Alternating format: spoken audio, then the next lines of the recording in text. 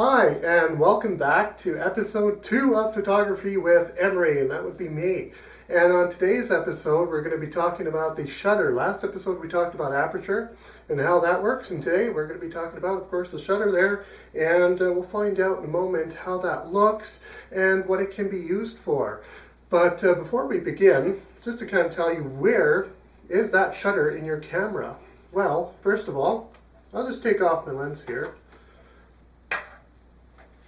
And basically your shutter is hidden inside of the mirror box. Generally that's how it's termed, where the mirror sits, and then behind that is basically where the shutter is. And the shutter is a mechanical device that basically opens and closes, and during that time it opens, it allows light to enter and hit the sensor or film if you're using a film camera. So here's a close-up view of the mirror box. You'll notice the mirror is in the middle there, and that's what flips out of the way in order to let light through and hit your sensor. But it's not just the mirror that has to get out of the way, it's also the shutter. The shutter basically controls the duration of time that the light can hit the sensor or your film. To see this in action, I've recorded some high-speed video of my camera actually taking a picture. This first video clip that we're looking at is actually a very slow shutter speed. I believe it was around half a second or so. You can see how the mirror actually flips up, the shutter opens, that green looking shiny thing in the middle, that's the actual sensor of the camera. Then you'll see the shutter closing and the mirror flipping back down. The faster the shutter speed, the shorter the time period that the shutter is open for. This is evident in this clip that you're looking at right now. Notice that the mirror opens up, shutter does its thing, but it's a lot faster. When you're dealing with extremely high shutter speeds, like around 1/1000th of a second, only a tiny little slit runs across the actual sensor. And you probably notice that there seems to be two separate parts, more or less, to the shutter. And that's correct. There's something called a first curtain and a second curtain. In fact, you've probably seen that term used when you're setting your flash, but more on that in a future episode.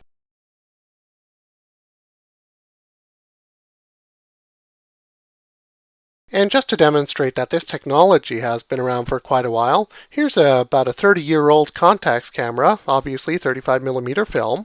So no green shiny sensor here, you're just kind of seeing a black backing. There's no film in this particular camera. And as you can see, there's 3 videos here with increasing shutter speeds. Essentially the same idea as the digital camera you saw earlier.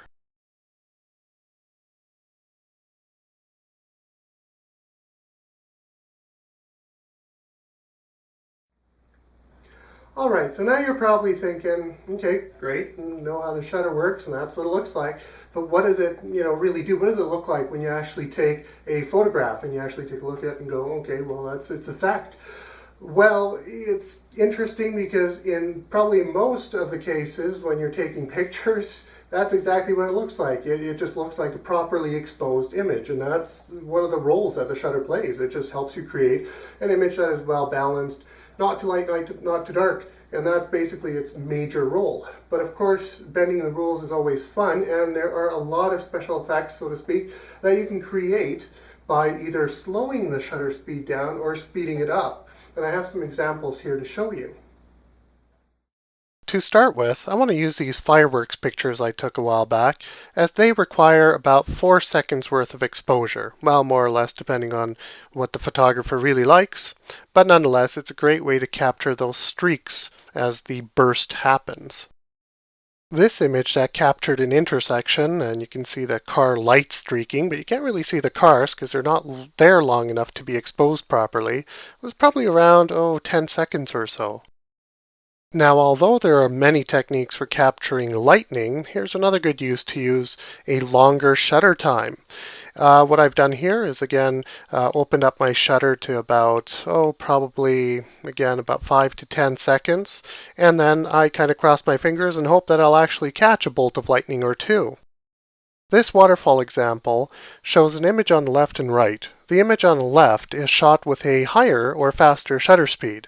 Notice that the water almost looks grainy.